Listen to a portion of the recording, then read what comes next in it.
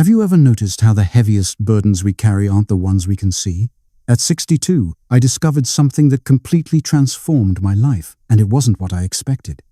After decades of accumulating habits, responsibilities, and ways of thinking that I thought defined who I was, I made a radical decision that changed everything. I stopped doing 10 specific things, and suddenly, life became lighter than it had been in years. What I'm about to share with you might challenge everything you believe about aging, productivity, and what it means to live a fulfilling life. The first thing I stopped doing was trying to please everyone, and this single change created a ripple effect that touched every aspect of my existence. For most of my adult life, I had been what psychologists call a chronic people pleaser. Every decision was filtered through the lens of what others might think, want, or expect from me. My calendar was packed with obligations I didn't enjoy. My energy was drained by relationships that gave me nothing in return, and my authentic self was buried under layers of performed versions of who I thought I should be.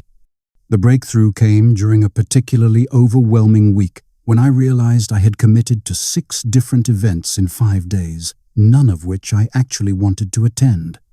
I was exhausted before the week even began. And for what? To maintain relationships with people who probably wouldn't notice if I wasn't there? To uphold some imaginary reputation that existed only in my mind? That moment of clarity was like a lightning bolt. I started saying no, not rudely or defensively, but simply and honestly. The world didn't end. In fact, most people respected my boundaries more than I expected, and those who didn't revealed themselves to be people I didn't need in my life anyway. The second transformation happened when I stopped caring about what I couldn't control. This might sound simple, but it's one of the most difficult mental shifts to make. I had spent decades worrying about everything from the weather-ruining outdoor plans to political developments. I had no influence over to whether my adult children were making the right choices in their careers and relationships. The mental energy I was expending on these uncontrollable factors was enormous, and it was robbing me of the ability to focus on what I could actually influence.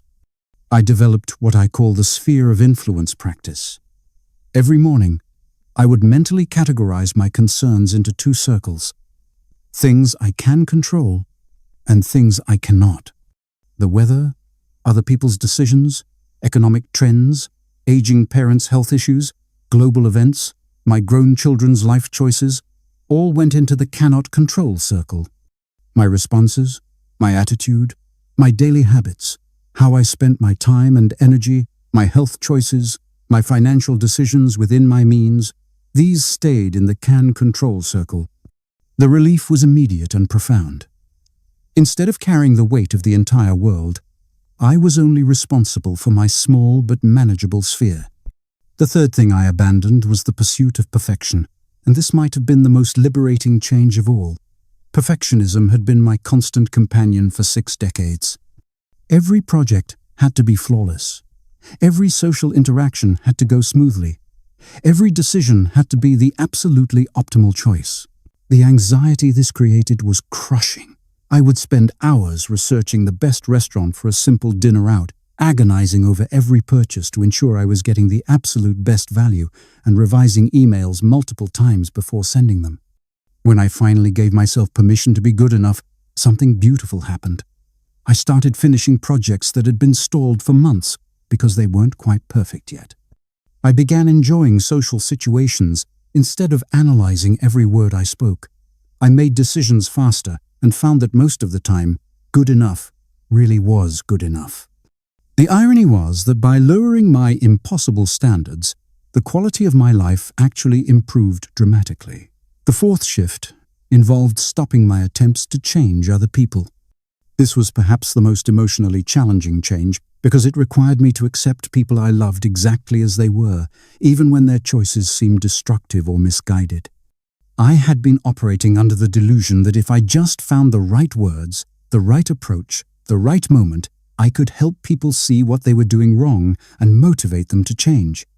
My adult son was struggling with career decisions that seemed obviously poor to me. My sister had been complaining about the same relationship problems for 20 years without taking any action.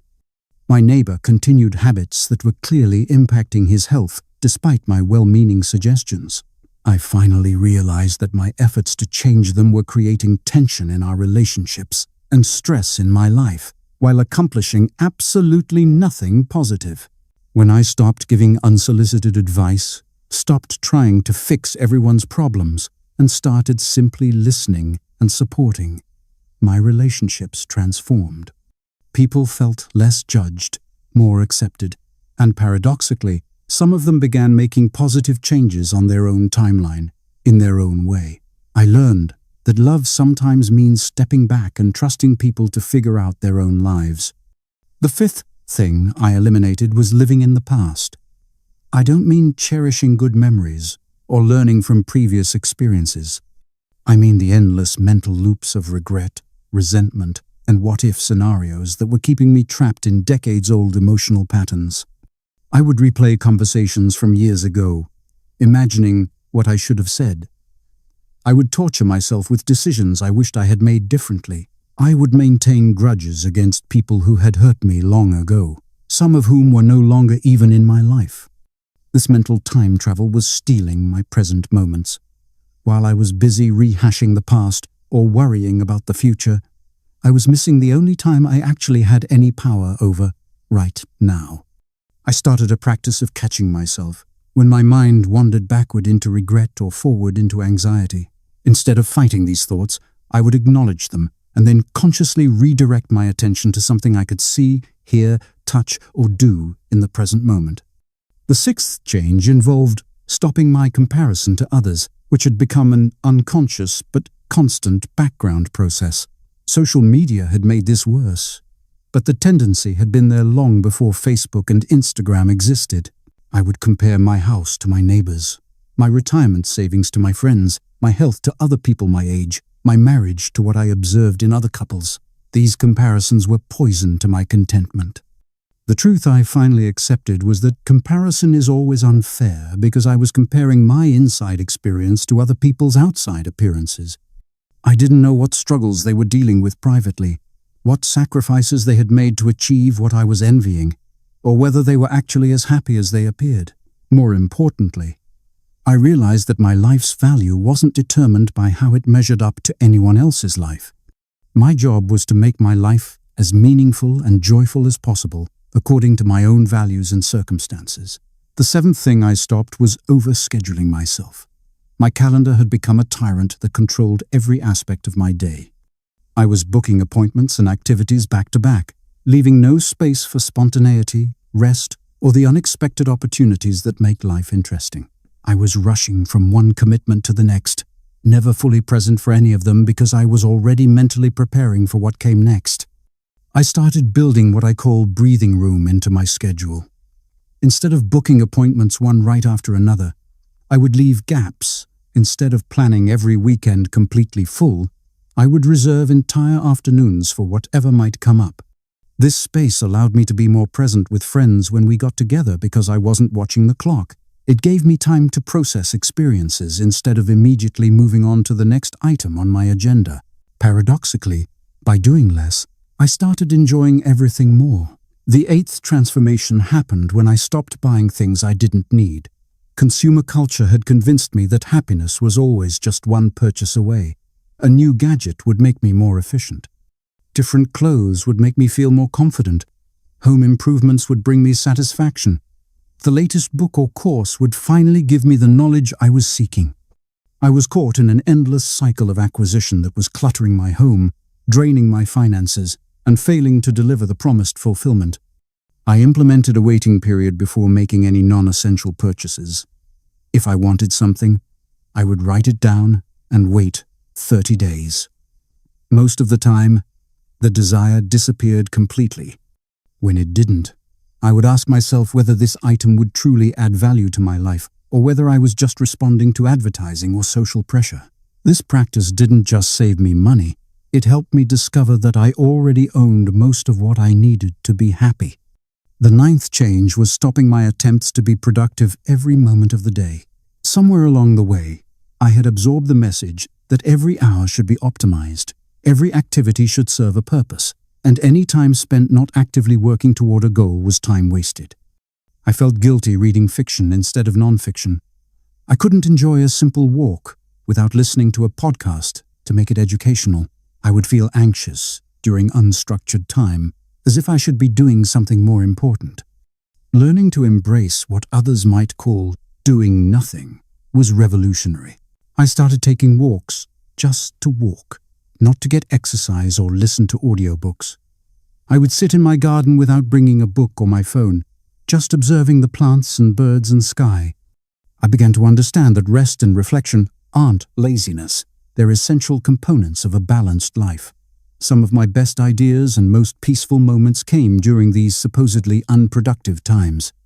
The 10th, and perhaps most profound change, was stopping my resistance to aging.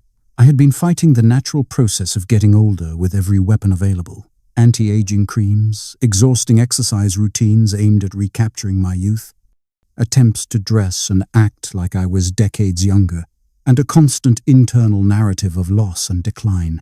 This resistance was exhausting and ultimately futile. When I finally accepted that aging is a privilege denied to many and embraced the unique gifts that come with later decades of life, everything shifted. I stopped dyeing my hair and discovered that the grey was actually quite attractive. I began appreciating the wisdom I had gained through experience, instead of focusing on the energy I had lost. I started viewing my changing body as a faithful companion that had carried me through 6 decades of adventures rather than as a betrayer that was letting me down. This acceptance didn't mean giving up on health or appearance. It meant redirecting my energy from fighting reality to making the best of it. I focused on staying strong and healthy for my current age rather than trying to look 30. I dressed in ways that made me feel confident and comfortable rather than trendy. I embraced activities that suited my current energy levels and interests, rather than forcing myself to maintain habits from earlier decades. The cumulative effect of these 10 changes has been nothing short of remarkable. I sleep better because I'm not carrying the weight of everyone else's problems or perfect standards I can never meet. My relationships are deeper because they're based on authenticity rather than performance. My finances are healthier because I'm not constantly buying solutions to problems I don't actually have. My days feel spacious instead of frantic because I've learned to say no to what doesn't serve me and yes to what brings joy. Perhaps most importantly, I've discovered that life doesn't have to feel heavy. For years, I thought the accumulation of responsibilities, possessions, relationships, and experiences was what made life rich and meaningful. I was wrong. The richness comes from choosing carefully what to keep and what to release, from quality over quantity, from depth over breadth. This doesn't mean I become selfish or uncaring. If anything, I'm more generous with the people and causes that truly matter to me because I'm not spreading myself thin trying to be everything to everyone. I haven't become lazy or unmotivated. I'm actually more productive because I'm focusing my energy on what aligns with my values, rather than what I think I should be doing. The journey to this lighter way of living wasn't instant. Some of these changes took months to fully implement, and I still sometimes catch myself slipping back into old patterns. The difference is that now I recognize these patterns quickly and can course correct before they take over my life again. If you're feeling overwhelmed by the weight of your responsibilities, expectations, and the endless pressure to do more, be more, and have more, I want you to know that there's another way. You don't have to wait until you're 60 to start lightening your load. You can begin today by choosing just one of these 10 things to examine in your own life. Maybe you'll start by saying no to one obligation that doesn't align with your priorities. Maybe you'll stop checking social media for comparison and focus on gratitude for what you have. Maybe you'll give yourself permission to be imperfect on one project and see how it feels to simply be good enough. The beautiful truth is that letting go isn't about having less. It's about making space for what matters most. When you stop carrying what isn't yours to carry, you free up energy for the people, activities, and experiences that actually bring you joy. When you stop fighting reality, you can start working with it to create something beautiful. Life doesn't have to feel like a burden you're struggling under. It can feel like a dance you're participating in. Light on your feet, responsive to the music, enjoying each movement without worrying about the next step. The choice to live lighter is available to you right now, in this moment, with whatever circumstances you're facing. What will you choose to stop doing today so that your life can become a little bit lighter?